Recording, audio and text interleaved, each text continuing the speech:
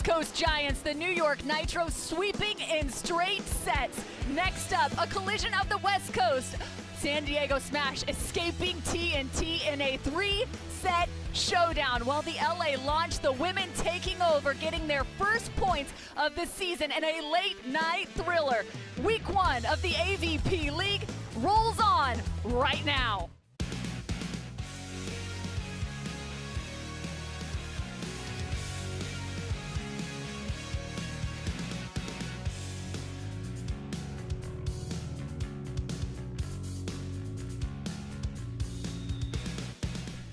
Eight new teams in the inaugural AVP League. You're getting a chance to see 4 of them showcased here in week 1 of the 2024 AVP League at the UCLA Tennis Center. Everyone coming back on campus and moving this direction as the New York Nitro are set to take on a very tough team of the LA Launch. So far, Taylor Crabb and Taylor Sander picked up a team point. They are sitting pretty right now with 3 total points in these standings. If your pair, whether it's men or women, pick up a match win, you're taking home a team point. And a good look to Betsi and Julia as they are next up. Hi everyone, Cameron Irwin alongside Rich Lamborn, and this is a matchup that has happened time and time again, actually 7 total times. And recently, Betsi and Julia got their first win finally over Kelly and Sara. What do you think this is going to come down to? Well, it's important for them to do that again because the New York Nitro are looking to go undefeated on the weekend. Julia and Betsi would love for that to not happen. We know about the serving prowess. We know about the option play on the side of Flint and Scoles. Those are going to be big factors for them if they hope to beat this team of Cheng and Hughes. We'll also have a pretty decent option game. They absolutely do. It was a matchup we saw in Manhattan Beach. It was a 3-set battle that went the direction of Betsi and Julia. As you look to the standings now, the LA Launch have secured a team point, and that is thanks to the ladies currently about to take the court. It was a 3-set battle last night by Betsi Flint and Julia Scoles that got them that first point. They're looking for their second now, but let's send it down to Mark Sherman to get this party started. One more match here in week number 1. Los Angeles, you ready for the final match? Yes, I love it. Here we go. Let's meet the teams. First up, the New York Nitro. They are the reigning world champions of beach volleyball, wearing the number 1, standing at 5'10" out of Costa Mesa and USC. Please welcome Sara Hughes.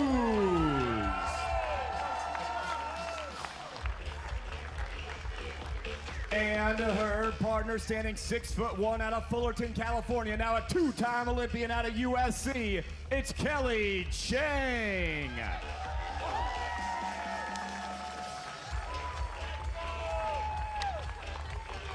And their opponents, the home team, your LA Launch. Wearing the number 1, standing 5'10", originally out of Iroquois, the large town of Iroquois, South Dakota. She is Betsi Flint. Gotta make it to Iroquois one of these days. And her partner, standing 6 feet tall out of Mooresville, North Carolina. She is Julia Scoles.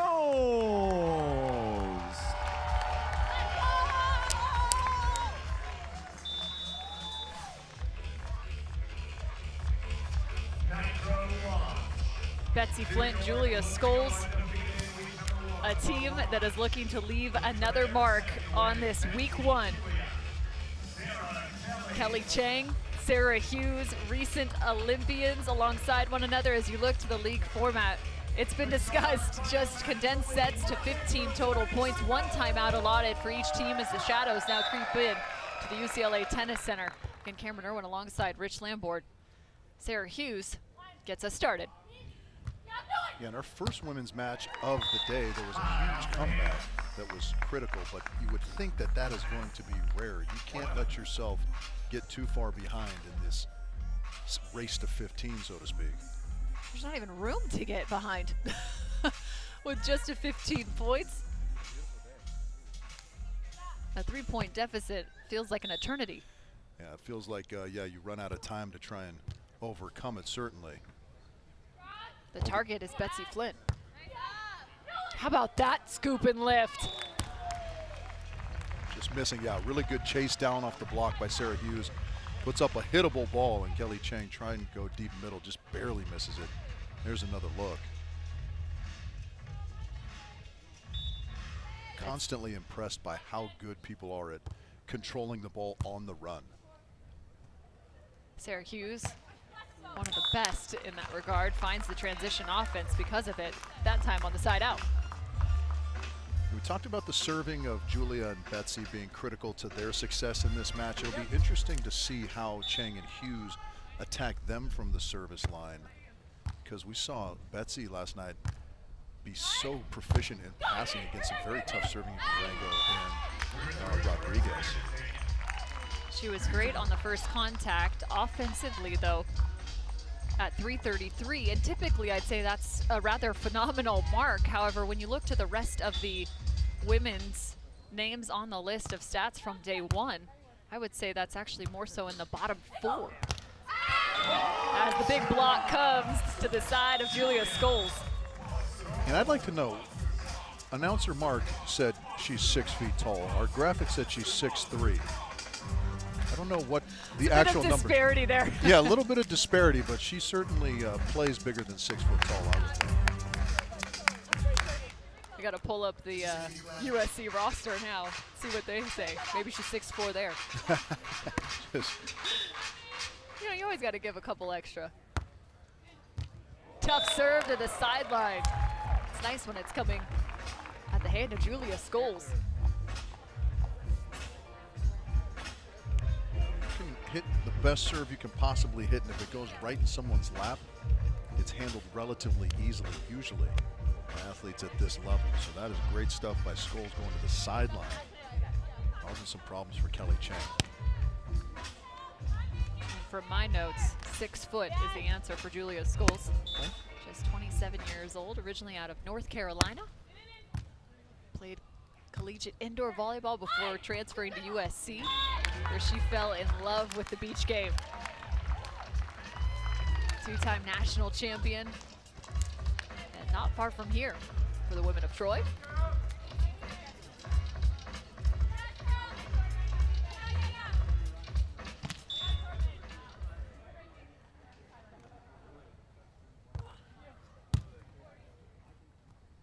Betsi, nice job working to the interior, and what a pounce! Kelly Cheng. Yeah, again, Sara Hughes on the move. She's on that so well. Both arms on the ball, that is just textbook, controls that perfectly, and that is 100% intentional by the great defending Sara Hughes. Trying to turn tough on the vision, the short poke over the top. Call that one the doggy paddle, where it's just out of reach and you just kind of feel yourself clawing at it. It's kind of like how Kevin swims. Right. It's way more fun to give him grief when he's not next to us. Yeah, he can't respond. But the best part is he's totally listening. Good hustle from Scoles. How about that right on the end line, Cam? Good things happen when you hustle. Julia Scoles on the second contact. Breakaway speed, too. Yeah, Scoles coming down. See those last couple steps from her there. The lefty knuckle right on the back of the nylon. Someone grab the stopwatch.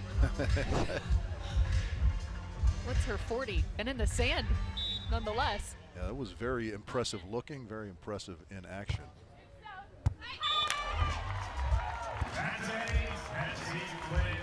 All right, well now it's time to actually hear from Kevin Barnett. What's your rebuttal, dude? All right, we got John Mayer here, coach for Julia and Betsi. John, they said that the strategy was to go at Kelly at the start. How do you like that so far? If we serve tough, it's good. You know, her on 2 is so good that I think it's helpful to not have to deal with that. And yeah, we got a good serving team. We can maybe knock her off the net a little bit, but she's tough to stop. So you know, both of them are tough to stop. So. How has the prep time that's available changed your job and the way that you're approaching it with your team? Well, in some ways easier because it's just one team. Usually you do a tournament, I got 5 teams that day that you could potentially play, so you can game plan a little bit more. But They know each other so well. It's not like I'm giving them anything that new. So what are you doing here? Yeah, what am I doing here? I was just trying to be better than Matt Hagee was last night on the internet. Oh no, poor Matt Hagee. All right, so if things start to go awry, what's plan B? Yeah, I mean, they know we could go at Sara a little bit, and she can hit pretty sharp, so we'd maybe run some 3s and 4s and look to get on some of her stuff. But hopefully we keep serving tough and get them off the net. Thanks, John. Yeah. The great John Mayer, 4 AVP titles. He was the MVP back in 2015. And now the head coach over at LMU and their beach program. He's done great work there. And rest assured, light years better than Matt Hagee last night in that interview. But yeah, you get the good calming influence of Johnny Mayer out there. Coach your brains out. Coached alongside Betsi Flint as well at LMU. Julia Scoles had to face off against them as a coaching staff. It's a cyclical story, as is, of course, the collegiate beach volleyball game. These two icons of the collegiate beach volleyball ranks. Their win record is unmatched. They did some damage at USC. Do you think the Flint Scoles thing is if you can't beat them, join them kind of a thing? Going from competitor to teammate? Yeah, exactly. Why not? Bring it back around. Just like Sara and Kelly did. They joined the AVP back in 2017. That's when they earned their first title in Chicago. A little bit of a sabbatical from one another before rejoining ranks and becoming Olympians alongside one another in Paris. Johnny Mayer in the booth, or in the box, excuse me, for that duo. Let's take a look at some highlights from the LA launch from an evening ago.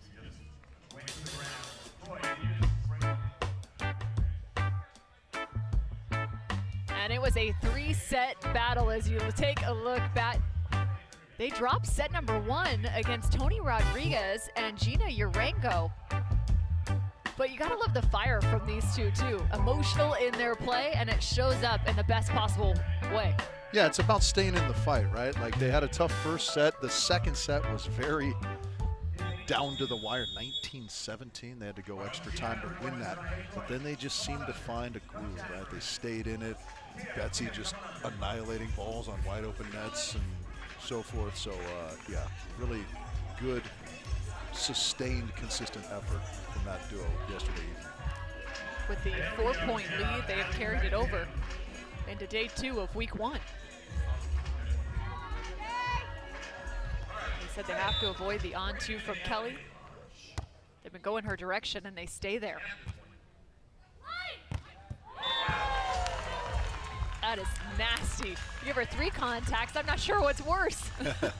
Well, it's kind of the devil you know, so to speak, right? Johnny was saying, if you serve Sara, the options in play, and then you kind of don't know where you're setting up your defense, at least this way, you know Kelly's going to hit it more often than not, so you can sort of plan accordingly.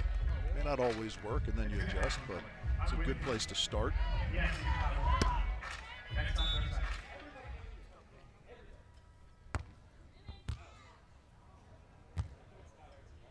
Nice high lifted set. It's the heavy angle again, and Flint's there. Nearly comes away with the poke jumbo. Living and dying on the end line. That was a great dig. It's interesting to watch Julia Scoles. I mean, she goes full pursuit and then gets almost onto her knees low to bump set that ball. Give herself a little extra time. Fighting over the middle now. And that's the physicality we love from this group. Doesn't matter how far off the net they are. When you got the cannon, you want to put it on display a little bit. So you fight your partner over the middle serve so you can take a cut. We got to get a camera on Tim Baumgren and Troy Field right now up in the stands. They are mixing and mingling with the fans here. Starting cheers. That's pretty epic. They are the home team, so to speak. I mean, LA, it's their responsibility. Yeah. They're whooping up the crowd. May not be giving many insights to their teammates, but nonetheless, getting the team on their side.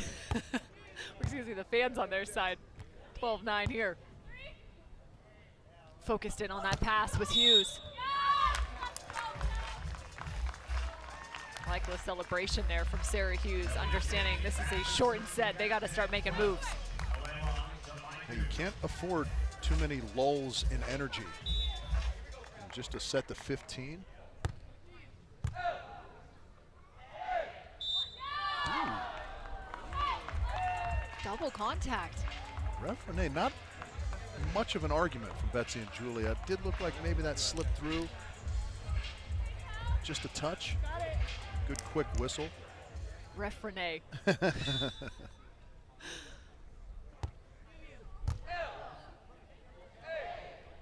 That's a distant set to the left. Hard to manage, but well placed. Yeah, that was a very good shot too. Not an easy position from which to hit. Betsi going a little precision up the line, kind of over her shoulder.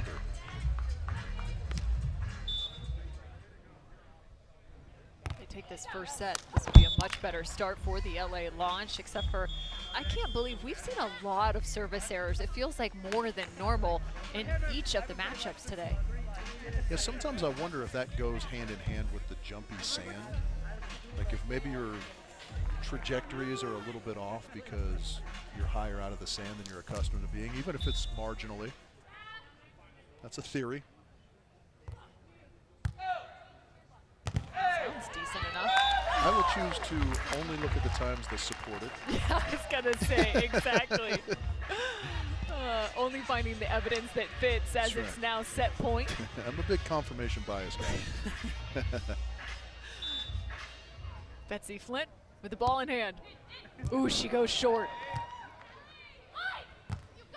How about Kelly Cheng? Looked like she was doing some yoga off that pass. Yeah, as a coach, you're Johnny Mayer, you gotta like that play. Even though your team doesn't get the point, that's tremendous execution, going short serve, just putting a ton of pressure on your opponent. Just a better play from Kelly Cheng that time. LA needs a side out. That's high off the platform of Flint. Stays on their side, open net, terminating. Sara Hughes for the tie. How often have we seen this today? It feels like almost every team that has to side out for it fails to do so on opportunity one. Getting these nail biters. Must win by 2. Same serve to Betsi. When you turn it and find one, the New York Nitro somehow have climbed their way back into this set. That was so well disguised because she had to go there. Somehow gets it deep over Betsi Flint in a spot that she can't retrieve it. Fighting off 2 set points, and now with one on their side, the New York Nitro have forced the LA Launch to take the timeout. So the side out still remains on their side.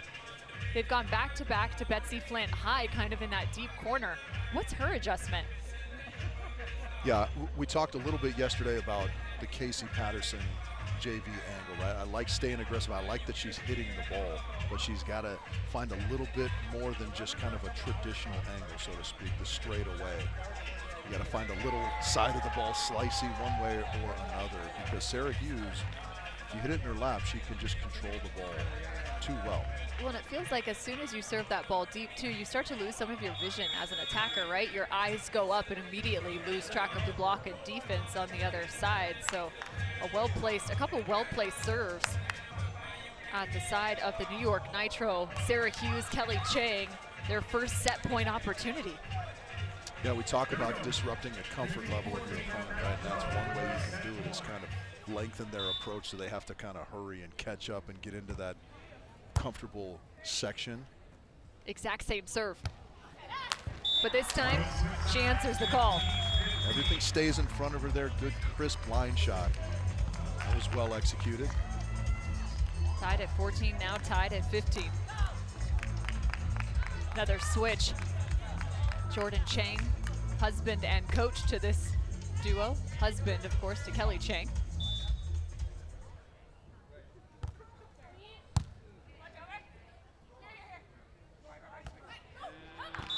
sun now in the eyes of Betsi, Flint, and Julia Scoles.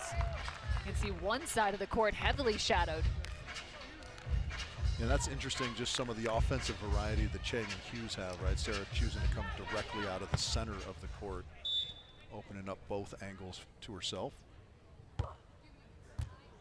Almost the splits there for Scoles.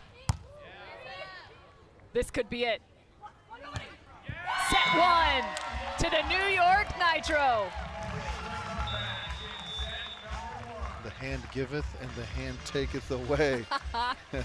The lead was there for Scoles and Flint, but it was snatched at the very end by Cheng and Hughes with some tremendous defense by Sara Hughes. To your point, they had to fend off 2 set points at the hand of the LA launch before the Nitro got their first look at a set point. Ends up going to that 17-15 mark at the hand of Sara Hughes and the defense. What a turnaround. Jordan Cheng in the mix for this duo, and you talk about some of the adjustments and how quickly they take place.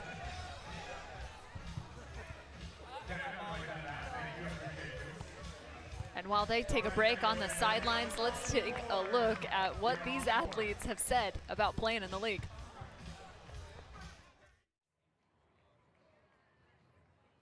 So one of the things that popped in my head was like, how are people going to respond to this new team environment? We're pretty solo out here on the beach, kind of just taking care of yourself, and some people are just going to do their own thing. My immediate thought is for sure, like, group up. You got all these smart volleyball players, smart people. I don't know, maybe we'll train a little bit together, maybe we'll watch film together. Oh, you know, I'm all about the group video sessions. You know, I'll be trying to get my claws into the other team. Now you can all work together and so you can find some new strategies. And so yeah, like thinking about it, I'd hope there'd be some form of like team camaraderie, if that's how you say that word. But I also kind of look at it because I played beach volleyball in college where we had teammates that we had to rely on. So I kind of understand the aspect of you can't win on your own. For me, am I going to start giving these women, you know, tips and some of my tricks to try to succeed, or am I going to start helping coach them, or are they going to start helping coach us? And I think you're going to have to, right? Because 4 minds is better than 2, maybe. Taylor Crabb, a member of the New York Nitro, who just picked up the 3-set win alongside Taylor Sander. They have now 3 team points in the standings. They sit atop of the leaderboard at this point in week number 1. Some numbers for you after the first set. Betsi Flint, 6 kills, 2 errors on 12 attempts. Scoles 3 of 7, 0 errors. But the other side, here's one for you. Sara Hughes, as she finds another dig. That's her 8th in this matchup. And her 6th kill. She is now 6 of 6, hitting 1,000. Betsi staying right on that pace that you announced at the beginning, right? 333. That's going to have to come up a little bit if they hope to send this to a 3rd set.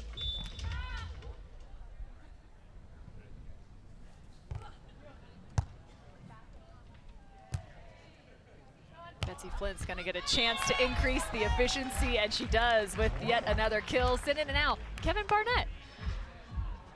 Here with Savvy Simo sitting courtside. Well, you've been here the whole time, just hanging out. How's the VIP experience been?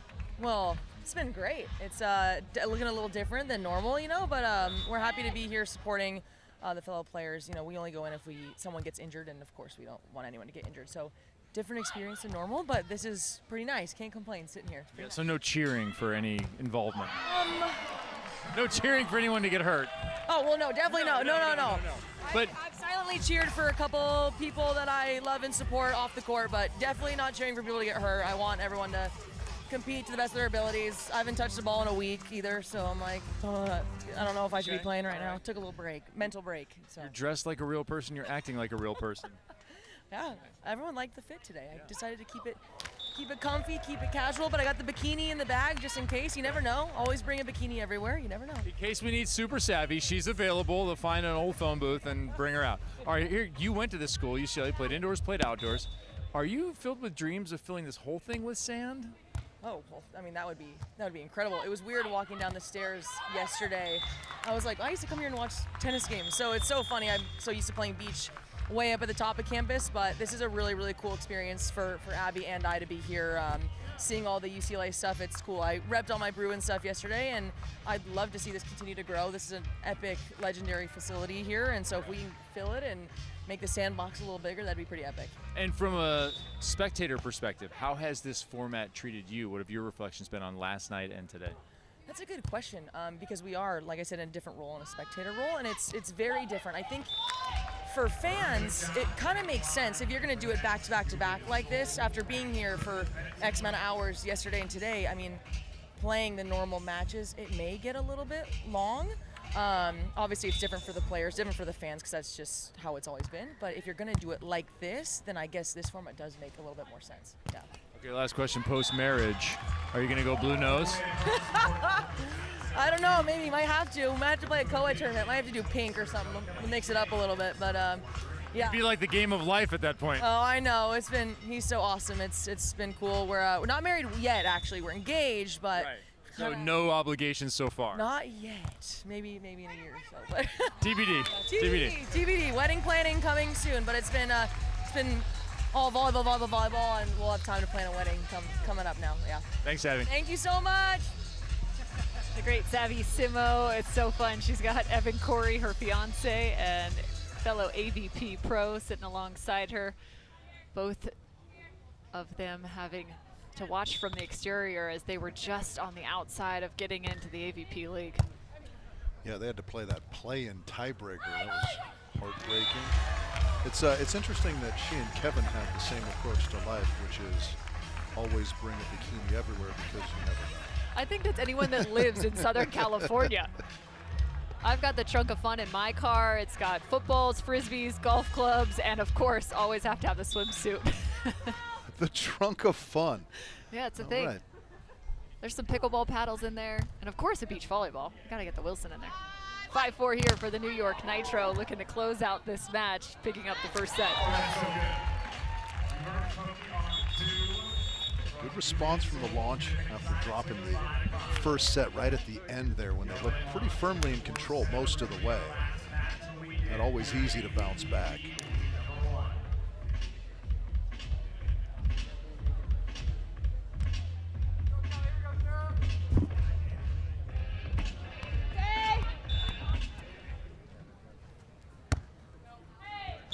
Betsi Flint sprays one wide.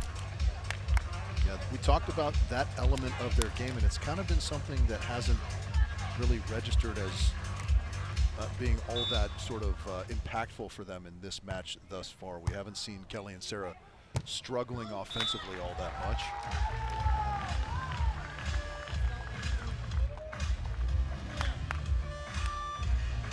To your point, 2 aces yesterday for Betsi Flint with 3 errors, so she did do some pretty solid work from the service line in that matchup. The ace leader, though, coming into day 2 was Tony Rodriguez on the women's side with 4 yesterday. Yeah, she was hitting, in the words of Dr. Evil, thick and laser beams. It's true. So flat. She had more triple aces than anyone I've seen.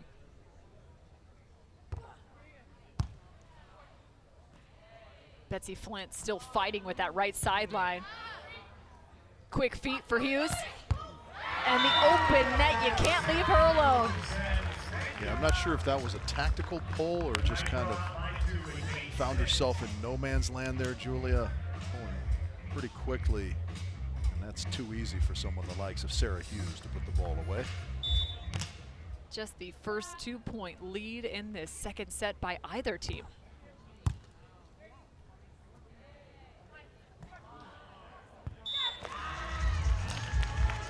Betsi Flint taking the time in the middle of that approach to check to the other side, and this is what we've come to see from teams. A 3-point differential, timeouts are called.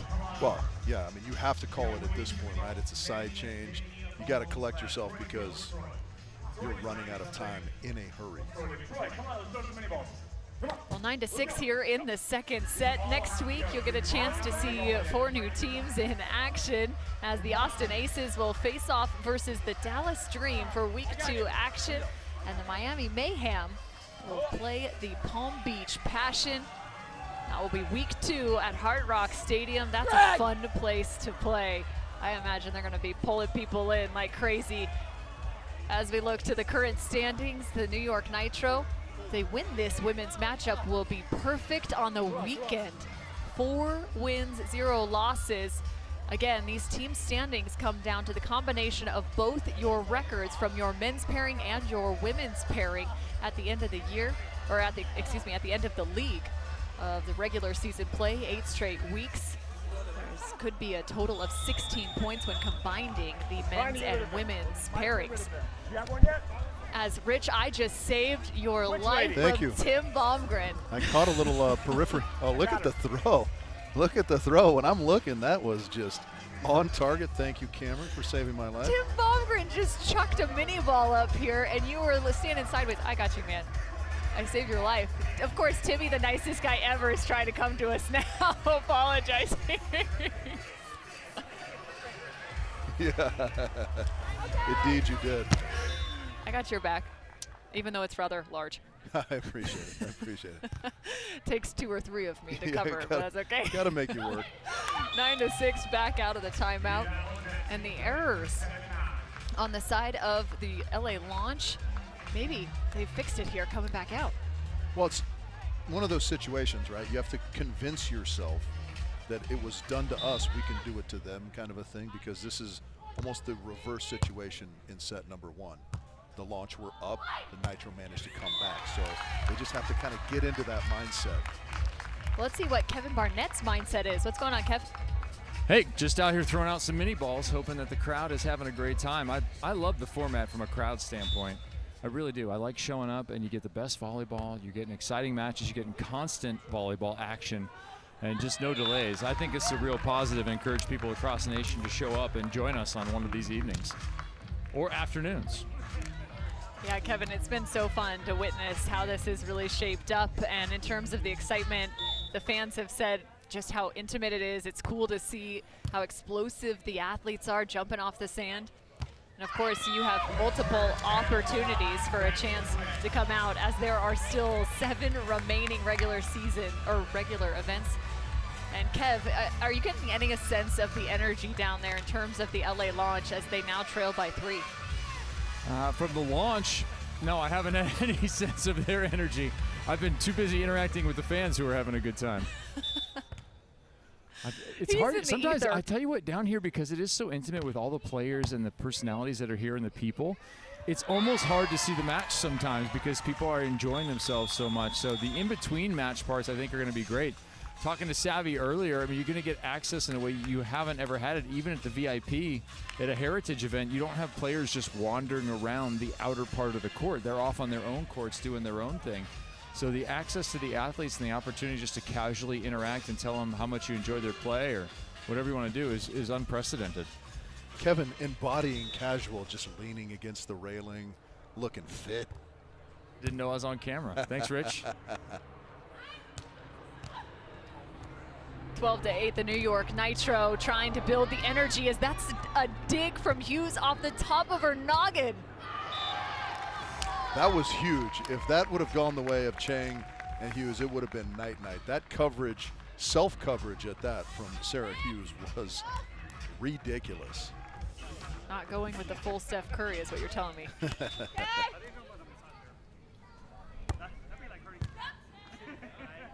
Quiet platform, fast set, even quicker swing. Yeah, again, you like that if you're Coach Mayer, you like that if you're Betsi and Julia, in that you are hitting great serves, but that's just a better pass and a better side out from Hughes and Cheng. You just got to kind of applaud, move on, hope you can get them the next time. Serving middle now instead of the sideline to Betsi. Point to the New York Nitro off of a net violation. Interesting. That didn't look like a net violation. Let's see if we get a look. A little bit. That's actually a good call. The thumb. Bravo to Ref Renee and Matt. They just showed it on the Jumbotron too. No questions remain. The New York Nitro at a match point. You think the refs, much like the players do when they try and point to the big board, do you think the refs do that to the player? They should.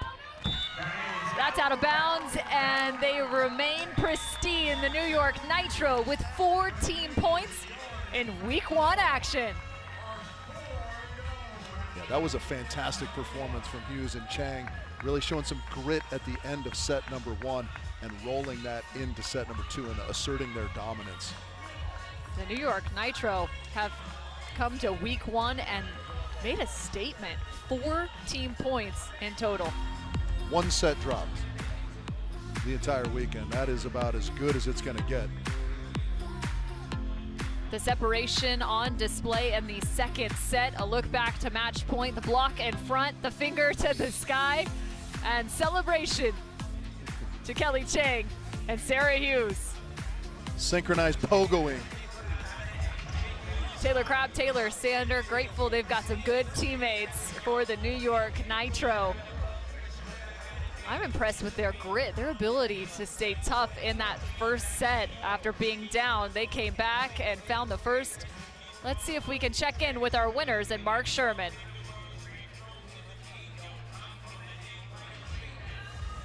Yeah, Sarah. The New York Nitro are 4-0, undefeated in the first weekend. Ladies, congratulations. You won both your matches. Your boys won both of their matches. How you feeling about this team? We're feeling great. I think we have a great vibe going on with our team. The Taylors, yeah, there we go. The Taylors are awesome, but most importantly, thank you to the fans. You have been amazing. Thank you. Here at the this is a brand new concept. This is the AVP League. The game has changed. Y'all were fantastic in your first iteration, playing games to 15. They go really quick. How do you feel about the new vibe, Kelly? Yeah, it's fun. You gotta come out strong, which it's a good challenge for us because sometimes we come out a little slow and then we come back. So I think this is so good for our team. Yeah, you got to come out hot. I've heard that a couple times. There's no waiting. There's no playing the long game. It's quick. It's right away. Very intimate environment. Everybody around us. This is real fun. Here at UCLA, USC really showed up. 6 out of 8 women. Fight on. You say whatever you need to say. Absolutely. So the New York Nitro, congratulations once again. When do we see y'all next? You will see us in San Diego, so we have an off week, but catch us there. Yep. 2 weeks' time, the New York Nitro will be in San Diego. We hope to see all of you and all of you at home there. Give it up for Sara, Kelly, Taylor, and Taylor. 4-0, the New York Nitro. I'm not sure what their superpower is that they're sending to us, but they showed some superpowers in that last matchup. The New York Nitro at the top spot after week 1. Will any of the remaining teams be able to match them in week 2? The Austin Aces, Dallas Dream, Miami Mayhem, and the Palm Beach Passion. Whew, that's tough to say that quickly. We'll be back in action, or you're going to get a chance to see them for the first time in week 2 in Miami. Rich, after the first week, just give me some thoughts as you can see the matchups that are soon to be in store. Yeah, mayhem and passion. I feel like that describes my last relationship. Yeah, I thought this weekend was amazing. We kind of didn't know what to expect. We thought it was going to be fast-paced. It was very much so exactly that. We saw all the teams kind of like try and generate their vibe together. It was really great experience for the fans. It was a lot of fun. Leading the way, Sara Hughes and the New York Nitro. She came out of this with 9 of 10 and 11 digs. We can't wait to see you in Miami. Thanks for joining us from the beach. Cameron Irwin, Rich Lamborn, and Kevin Barnett. We'll see you in Miami.